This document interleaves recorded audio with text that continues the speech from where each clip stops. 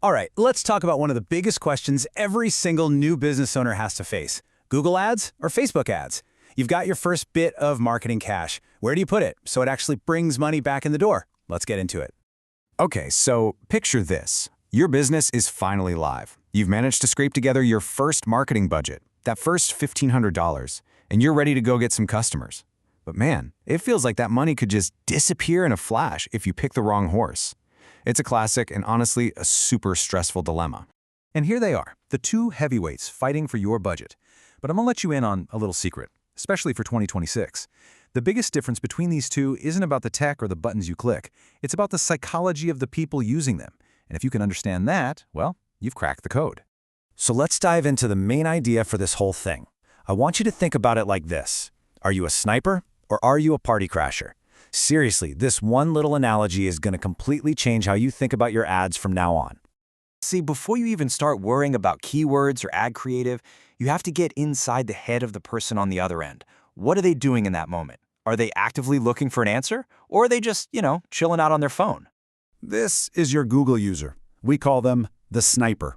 And the reason is they have a problem and they have it right now.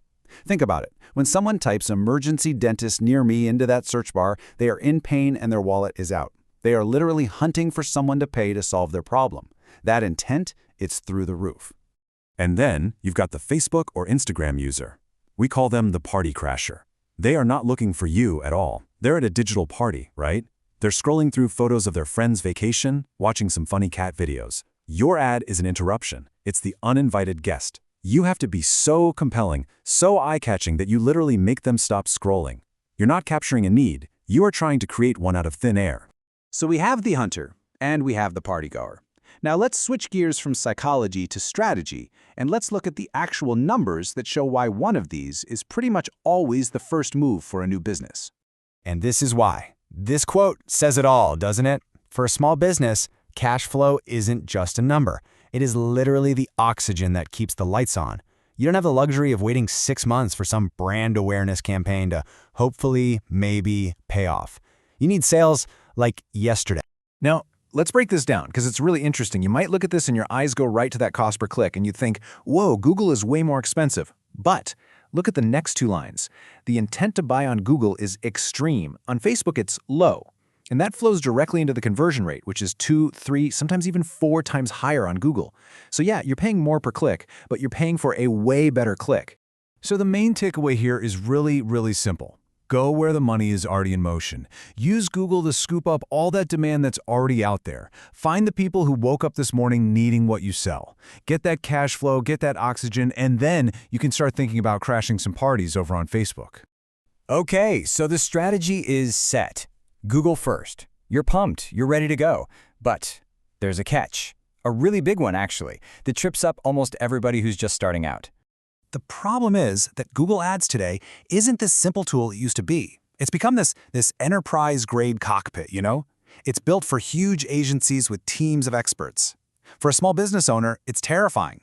One wrong checkbox, one setting you don't understand, and that entire $1,500 budget can literally be gone by lunchtime. And this is what we call the manual management trap. It just sucks you in.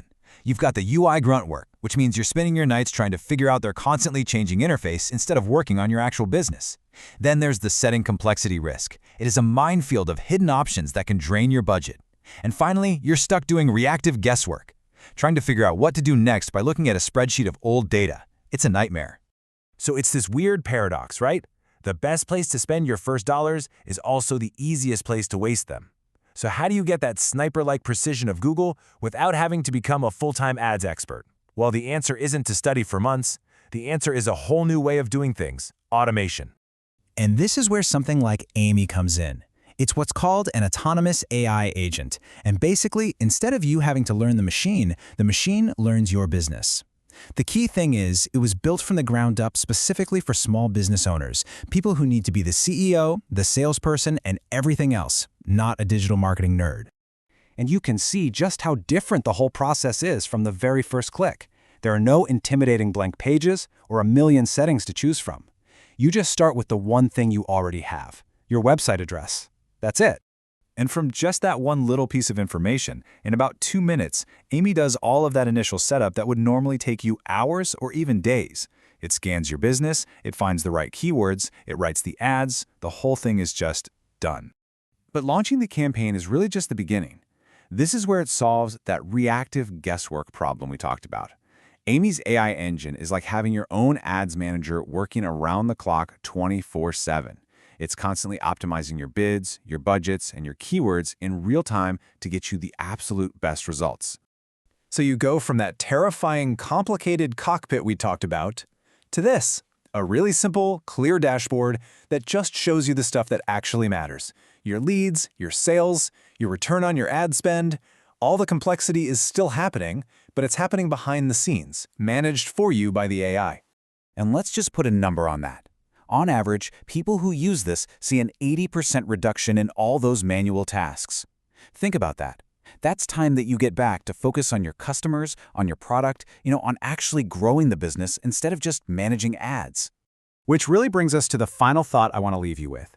This whole world of digital marketing is changing, and it's changing fast. These autonomous AI agents, they're not science fiction anymore. They are a real competitive advantage right now. Your competitors are already starting to automate, so the only real question left is, are you?